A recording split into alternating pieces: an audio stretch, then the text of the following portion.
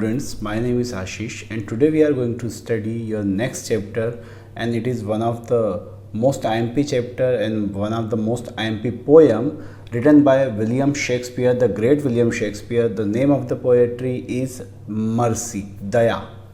So here is the original poem. You can see this is the original version of the poem, but what is in it, what is the background of the poem? Let's start the poem and let's see what is the background. सबसे पहले तो हम about the poem जानते हैं कि poem का background क्या है. The theme of the poem has been taken from the famous play of Shakespeare, The Merchant of Venice. ये बहुत ही एक फेमस शेक्सपियर का नाटक था, द मर्चेंट ऑफ वेनिस, उससे ली गई ये पोएम है. In this play Antonio a Christian borrows some money from Shylock a Jew. Shylock एक ज्यू था यानी कि यहूदी था, जिससे एंटोनियो नाम का शख्स जो कि क्रिश्चियन है वो कुछ पैसा उधार ले लेता है and promises to repay it with in 3 months. और ये वादा करता है कि वो 3 मंथ के दौरान वो पैसा लौटा देगा. Otherwise Shylock will have the right to take 1 pound of flesh from his body. Otherwise Shylock जो करेगा वो उसकी बॉडी से 1 पाउंड मांस का टुकड़ा निकालने का अधिकारी रहेगा. Antonio fails to pay the money back in time, और ऑब्वियसली एंटोनियो मनी वापस लौटाने में असफल हो जाता है. So in the court Shylock demands the flesh from Antonio's body. और यहाँ पे शाइलोक जो होता है वो एंटोनियो की बॉडी से मांस का टुकड़ा मांगता है. Bassanio is Antonio's friend, his wife Portia disguise as a doctor of law. यहाँ पर पोर्शिया नाम की जो लेडी है वो लॉ की है ना, या फिर उसको वकील समझ लीजिए, appears in the court on behalf of Antonio. वो एंटोनियो को बचाने के लिए उसके बिहाफ पर उसकी पैरवी शुरू करती है. She appeals to Shylock to show mercy on humanitarian grounds. और वो शाइलोक से ये उम्मीद करती है, ये प्रार्थना करती है कि वो मर्सी दिखाए, दया दिखाए, है ना. But he is adamant on his demand, लेकिन वो अड़ा रहता है अपनी डिमांड पे. So in this poem the poet proves that mercy is greater than all worldly riches. यहाँ पर पोइट ये बताना चाह रहा है कि जो दया है, जो मर्सी है, वो दुनिया की सारी चीज़ों से ऊपर है. It is the quality of God also, यहाँ तक कि ये भगवान की भी क्वालिटी है. So in this world man is respected for having it. और वो लोग जिनके पास ये क्वालिटी मर्सी की, दया की होती है, उन लोगों का रिस्पेक्ट किया जाता है, सम्मान किया जाता है. The poem is full of the qualities of mercies. इस पूरी पोएम के अंदर मर्सी की क्वालिटीज़ को बताया गया है. So let's start the poem and it's our first stanza. The quality of mercy is not strained. It dropped as the gentle rain from heaven upon the place beneath it is twice blessed. It blessed him that gives and him in tactics. यहाँ पर हम कुछ कठिन शब्दों के मतलब जान ले. सबसे पहले स्ट्रेंड का मतलब होता है बल द्वारा उत्पन्न की जाने वाली या जो चीज़ फोर्सफुली है ना ओरिजिन होती है.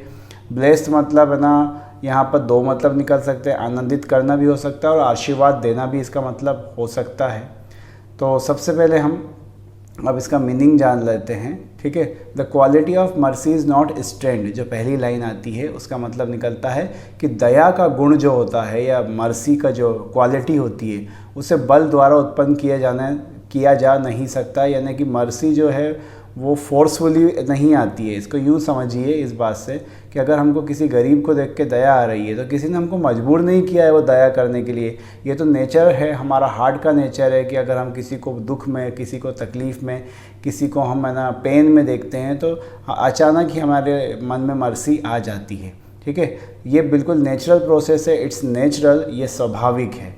यह इस प्रकार आती है जैसे धीमी धीमी बारिश आकाश में नीचे पृथ्वी पे गिरती है. जब वो ये कहता है it dropped as the gentle rain from heaven, heaven आकाश, आकाश से जैसे बारिश गिरती है, ड्रॉप तो ना जेंटल मतलब धीरे धीरे गिरती है, वैसे ही बारिश की तरह ही मर्सी भी धीरे धीरे लोगों पर बरसती है.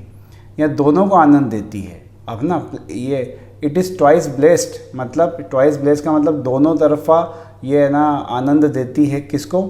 जो शख्स दया कर रहा है उसको भी आनंद देगी, जिस पर दया हो रही है उसको भी आनंद देगी. फॉर एग्ज़ाम्पल कि अगर मैं किसी को मान लीजिए खाना खिला देता हूँ तो मुझे भी मन में खुशी होगी कि मैंने आज कोई अच्छा काम किया. और ऑब्वियसली बात है जो भूखा था उसको तो खाना खा के खुशी मिलेगी ही. तो ये क्या बिल्कुल सही कहा है कि ये ट्वाइस ब्लेस्ड होती है.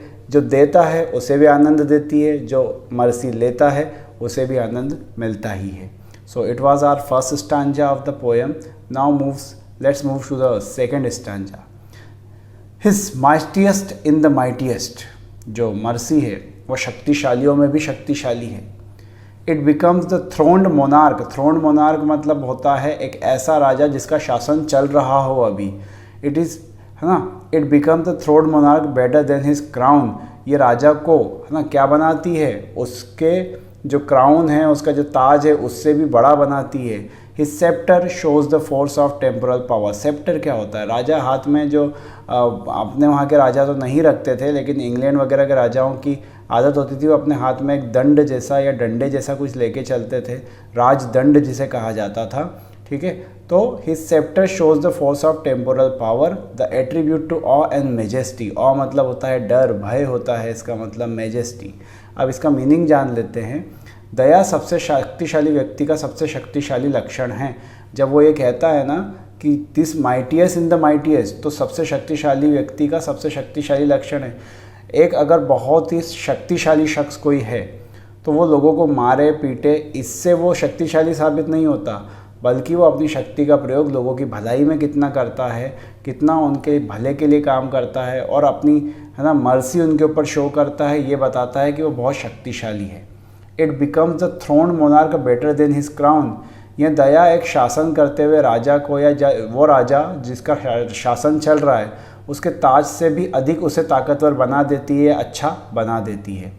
अब जब वो कहता है his sceptre shows the force of temporal power, राजा की जो छड़ी होती है या तलवार, हमारे भारतीय राजाओं में तलवार हुआ करती थी उनके हाथों में, वो सांसारिक शक्ति का प्रतीक है। सांसारिक शक्ति, देखो भाई, ईश्वर, है ना, राजा का जो दंड है वो ये बताता है कि राजा सबसे पावरफुल है, लेकिन क्या ईश्वर की नज़रों में है? बिल्कुल नहीं है। तो वो सांसारिक शक्तिवान है, संसार के लोग उसको मानेंगे कि वो ताकतवर है ना। ये अत्यधिक भय और राजा के प्रति सम्मान का प्रतीक है। अत्यधिक भय क्यों कहा गया यहाँ पे? जब ये कहा गया कि the attribute to awe and majesty, इसका मतलब है कि जो राजा का दंड होता है, राजा के हाथ में जो तलवार या डंडा होता है, दैट एट्रीब्यूट, एट्रीब्यूट मतलब होता है कोई गहना, कोई मना, मतलब उसका गुण, उसकी क्वालिटी, उसको आप यूँ कह सकते हैं कि राजा से सब डरेंगे क्योंकि वो राजा है ना, वो सबसे शक्तिशाली है, उसके प्रति लोग सम्मान भी करेंगे अगर वो अच्छा होगा तो the attribute to awe and majesty होता है उसका sceptre. Wherein doth sit the dread and fear of kings. ये जो छड़ होती है ना, इस छड़ के अंदर ही राजा का डर और राजा का जो भय है ना, फियर भी और उसका ड्रेड भी, दोनों ही उसके अंदर ही होते हैं, क्योंकि लोग सिर्फ राजा से नहीं डरते, लोग राजा की जो उपाधि है, जो उसका क्राउन है, जो उसका डंडा है, जो उसका तलवार है, उससे डरते हैं राजा। ठीक है, so it was the second stanza. Now the third stanza. But mercy is above this septate स्वे। वो क्या कहता है कि राजा का जो दंड है उससे भी ज़्यादा शक्तिशाली क्या होती है? मर्सी होती है ना। It is enthroned in the hearts of kings. ये कहाँ पाई जाती है? ये राजा के दिलों में बसती है। It is an attribute to God himself. Mercy तो भगवान का भी गुण है, भगवान की भी सबसे अच्छी क्वालिटी मर्सी ही है, क्योंकि वो अपने जो लोग हैं, जो हमारी जो भगवान को मानने वाले लोग हैं, उनको वो दया दिखाते हैं। And earthly power doth then show likest God's when mercy seasons justice. यहाँ पर हम इसका मतलब समझते हैं कि किंतु दया राजाओं के लिए उनके भय के प्रतीक अर्थात राजदंड से भी महत्व महान है ना। तो हमने पहली लाइन में पढ़ा है कि वो सेप्टेड से भी ज़्यादा ताकतवर होती है। कौन? मर्सी। दया राजाओं के हृदय में भी पाई जाती है, यह स्वयं भगवान का भी गुण है, यह भगवान की क्वालिटी है। जब राजा में दया न्याय के साथ मिल जाती है ना, यानी कि इंसाफ भी करेगा, जस्टिस भी करेगा और मर्सी भी दिखाएगा, तब राजा की सांसारिक शक्ति भी भगवान के गुण समान हो जाती है। तो वो भगवान राम को देखिए, है ना। सपोज 2 मिनट के लिए कि हम उन्हें ईश्वर ना मानते हुए एक पुरुष के रूप में, एक महापुरुष के रूप में देखें, तो वो इतने दयावान थे, इतने अच्छे थे, वो राजा भी थे और दयावान भी थे। तो लोगों ने उनको, जब वो मानव रूप में थे, तभी से भगवान के रूप में पूजना शुरू कर दिया था। हालांकि वो विष्णु के साक्षात अवतार थे, लेकिन लोगों ने उनको इसलिए नहीं पूजा क्योंकि वो विष्णु के साक्षात अवतार थे। एज अ ह्यूमन भगवान राम जो थे, वो एज अ ह्यूमन भी बहुत ही अच्छे थे। वो राजा थे, दयावान भी थे, मर्सी दिखाते थे अपनी प्रजा के ऊपर, इसीलिए उनका सम्मान भी होता था और वो राजा जो है वो भगवान के रूप में पूजे भी जाते थे। ठीक है, तो जब एक राजा की संसारी शक्ति में दया और न्याय मिल जाता है, जब क्या बिल्कुल कह रहा है कि मर्सी भी आ जाए और वो जस्टिस भी करने लगे, तो वो राजा खुद ईश्वर बन जाता है। So it was the whole mercy poetry and it was beautifully written by William Shakespeare, the great Shakespeare. In the next video we will learn the question answer of this chapter. Thanks for watching.